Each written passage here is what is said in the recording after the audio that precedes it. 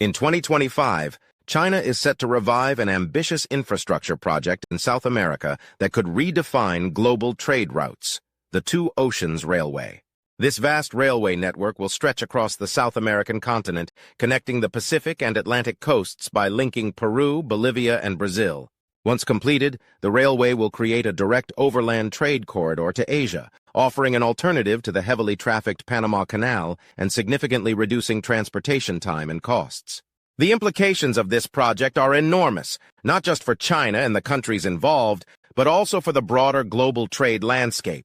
China's current reliance on maritime routes for its global trade is immense. As the world's largest manufacturing country, roughly 90% of China's imports and exports are transported by sea. Two key maritime choke points dominate this flow, the Strait of Malacca and the Panama Canal. The Strait of Malacca, only 2.8 kilometers wide at its narrowest, sees over 60% of China's container traffic annually, including about 80% of its imported oil. It's a vital route that connects the Indian and Pacific Oceans, making it a strategic lifeline for China. The Panama Canal, on the other hand, plays a smaller but still crucial role. About 6% of global maritime trade flows through it, and Chinese ships account for roughly 21% of that traffic. However, geopolitical risks surrounding this route have grown. In early 2025, former U.S. President Donald Trump made a public declaration that the U.S. should regain strategic control over the canal and nearby ports. Such a move would allow the U.S. to influence approximately 10% of global container throughput, potentially increasing tolls on Chinese ships and tightening pressure on Beijing's shipping costs. In response, China is acting decisively.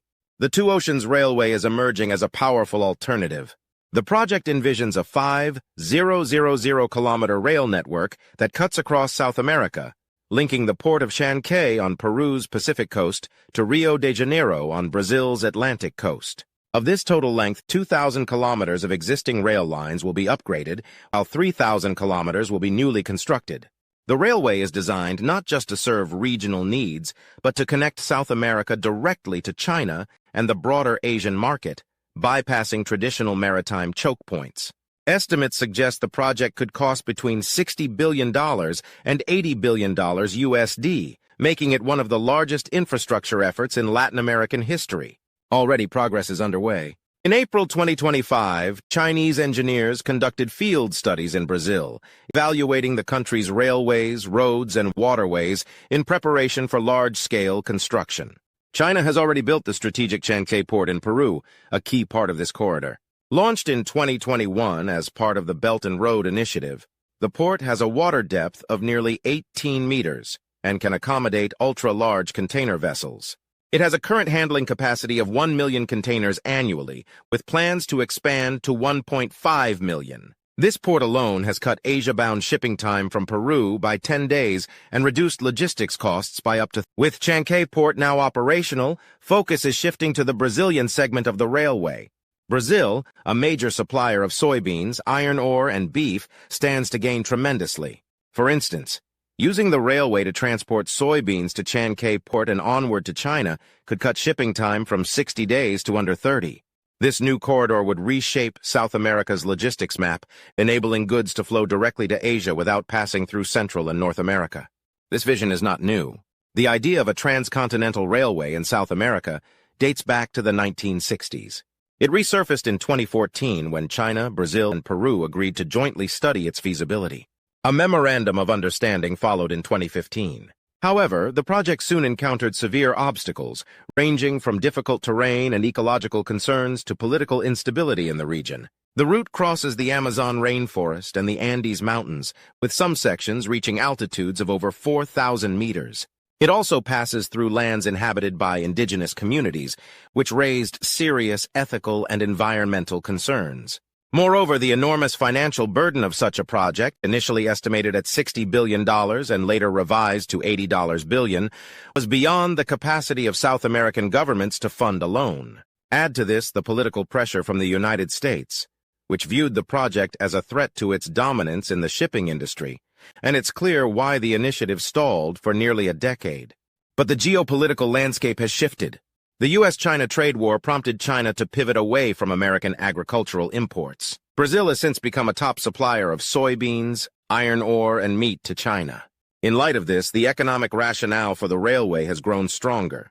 By April 2025, China formally committed to restarting the project, with Brazil expressing strong interest and support.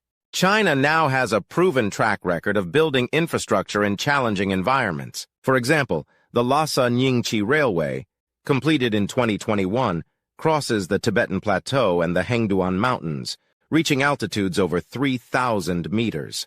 The technologies and techniques developed for such projects, including tunneling in mountainous terrain and building in wetland areas, can be applied directly to the Andes and the Amazon. China is also working to address the environmental and social concerns associated with the project. Measures such as designing wildlife corridors, using low-noise machinery, and engaging with indigenous communities are being incorporated into the planning. Involving local residents in construction, maintenance, and operations not only creates jobs, but also increases the project's long-term sustainability and local support. On the financing front, China is deploying a range of mechanisms. A $20 billion China-Brazil Capacity Cooperation Fund has been established, with $15 billion provided by China. Additional funding could come from the Asian Infrastructure Investment Bank and from China's broader Latin American financing portfolio, which has already provided $45 billion in credit to the region through various funds. If completed, the Two Oceans Railway will provide China with a strategic overland alternative to maritime shipping via the Panama Canal. This could reduce overall transport costs by more than 30%. With over $280 billion in annual trade between China and South America, the cost savings and efficiency gains will be substantial. It will also give China greater leverage in global commodity markets, especially against rivals like the US and Australia, by giving it faster, more reliable access to South American resources. For South America, the benefits are also clear. The region will gain improved infrastructure, new export markets, and an opportunity to become a logistics hub between Asia and the Americas. The project will help countries like Brazil, Peru, and Bolivia diversify their economies and strengthen regional integration. Although the United States may attempt to influence the project's progress, its capacity to compete in global infrastructure development is currently limited. As China's leadership in this sector grows, and as the economic case for the railway becomes more compelling, the project's momentum appears difficult to stop. Ultimately, the success of the Two Oceans Railway depends on the decisions made by South American nations. But with political will, financial backing, and strategic alignment now in place, the project has a greater chance of moving forward than ever before. To stay updated on this and other major infrastructure initiatives shaping the future of global trade, be sure to subscribe to our channel and enable notifications. We'll continue bringing you the latest insights and developments as they unfold.